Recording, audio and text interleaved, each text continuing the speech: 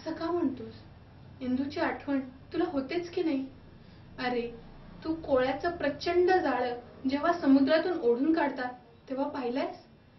त्या जाळ्यात अडकलेले मासे देखील तेवढ्यातल्या तेवढ्यात छोट्या मासळीला मट्ट करून गटवतात. Poor souls. इंदूने तुला का रे नकार दिला? विल्माला हिटलरच्या शिपायांनी माझ्या देखत खेचून का नेलं? उंदराला सुद्धा घाबरणारी विल्मा काय हिटलरला खाणार होती? तू पाहायला हवं होतंस तिला. फोटो आहे तिचा? अरे कुणाकुणाचे फोटो ठेवू आणि कशाला? मग इंदूचे हे पत्र का ठेवलंस? तुला खरं सांगू? थांब. एक क्षणभर नंदा स्वस्थ बसला. गाणे सुरू करण्यापूर्वी गवई नुसत्या तंबोऱ्याच्या स्वरात गुंगल्यासारखा बसतो तसा तो बसला होता. तुला आठवतंय? आपल्या इंग्लिश ऑनर्सच्या मुलांची कार्ला केव्स मध्ये ट्रिप गेली होती. चांगलीच आठवते. मधमाशांच्या मोहळाला तू दगड मारलास आणि माशा उठल्या होत्या. सगळ्यांना चावल्या. तोंड ही झाली होती सुजून. फक्त मी सुटलो होतो कारण मी वाटेतच बसलो होतो. एक चुकलं. इंदूला नव्हत्या चावल्या. मला तर फोडून काढलं होतं मधमाशांनी. पुण्याला परतलो तेव्हा फ्रँकेस्टाईन सारखं तोंड झालं होतं. स्टेशनात इंदू म्हणाली, आता कुठं जाणार तुम्ही? मी म्हटलं आमच्या खोलीत. पण तुमच्याकडे पाहणार कोण? मी विनोदानं म्हटलं, तुम्ही पहा. आणि तुला ठाऊक आहे, ती वेडी मुलगी घरी गेली आणि रात्री माझ्या खोलीवर आली. रात्रभर माझं डोकं मांडीवर घेऊन बसली आणि वेड्यासारखी रडत होती. कारण तिला कुणीतरी माझी आई मला सोडून पळून गेली वगैरे सांगितलं होतं. आयुष्यात मला फक्त एका दिवसाचं बालपण मिळालं. आया आणि नॅनीच्या दामदाट्यात बालपण गेलं. क्वचित डॅडी शुद्धीवर असले की समुद्रावर घेऊन जायचे. बस.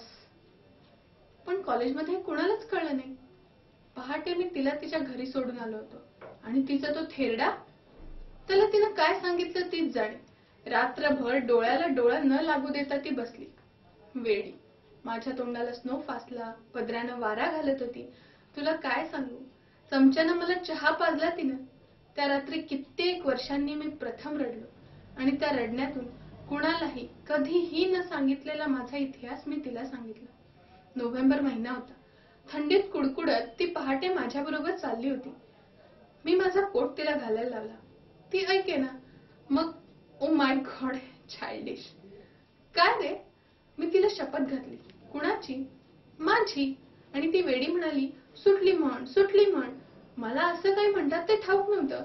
मी म्हणलं आधी कोट घाल. ती म्हणे आधी सुटली म्हण. मग मी सुटली म्हणालो. मी तिला विचारलं की सुटली नाही म्हटलं तर काय होतं? माणूस मरतो? तिने चटकन माझ्या तोंडावर हात ठेवला आणि म्हणाली, माझ्या आधी तुला मी मरू देणार नाही. मी म्हणलं का ग? तशी ती म्हणाली, आईचं दुःख काय भयंकर असेल याची काल रात्री मला कल्पना आली. अशा चमत्कारिक कल्पना होत्या तिच्या. आम्ही लग्न करणार होतो. रजिस्टर्ड. तू आमचा साक्षीदार आणि तिची एक मैत्रीण अशी दुसरी साक्षीदार होणार होती.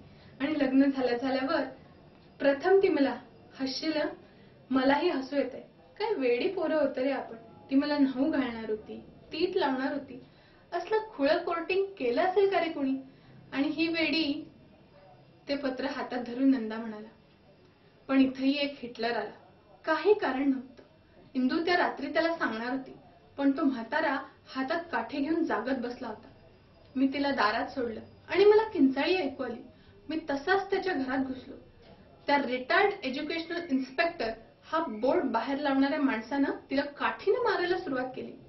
मी त्याच्या हातातली काठी खेचून त्याच्या तोंडात एक ठेवून दिली. म्हातारा कळवळून खाली पडला. आतून एक बाई धावत आली. इंदूपेक्षा थोडी मोठी असेल. ती या थेरड्याची तिसरी बायको.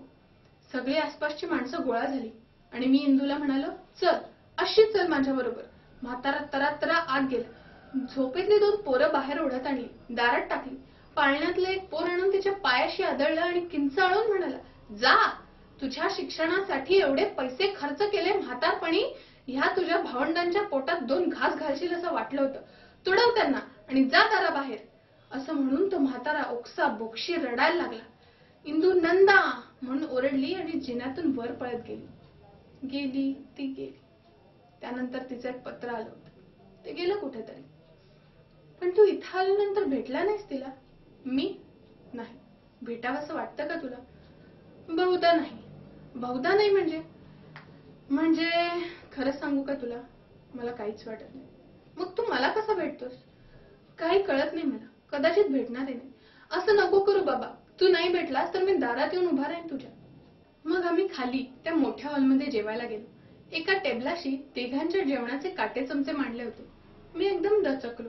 इतक्यात एखाद्या संस्थानाच्या राणीसारखी दिसणारी एक बाई शुभ्र पोशाखात आली. 50च्या पुढली होती. तिने नंदाच्या कपाळाचे चुंबन घेतले. मी माझे लक्ष नाही असे दाखवत दुसरीकडे पाहू लागलो. तेवढ्यात त्या बाईच्या चेहऱ्याकडे पाहताना डोळ्यांकडे लक्ष गेले आणि माझ्या लक्षात काहीतरी आल्यासारखे होत होते.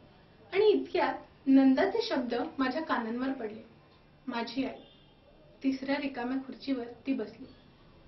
अजूनही शनिवारी दुपारी टेलिफोनची घंटा वाजते आणि नंदा आपल्या त्या तश्या आवाजात म्हणतो, फाटकापाशी उभा राहा. मी त्याची वाट पाहत फाटकापाशी उभा राहतो. खरंच पुलंच्या ह्या आणि अशा अनेक पुस्तकांनी आपल्या सर्वांना वेड लावले. तुम्हीही मराठीचे चाहते असाल, अशा पुस्तकांना वाचून वेडे होत असाल तर जरूर आम्हाला कॉन्टॅक्ट करा. आम्ही वाचू आनंदे हा प्रोग्राम मराठीच्या चाहत्यांसाठी, मराठी पुस्तकं कविता वाचणाऱ्यांसाठी करतो.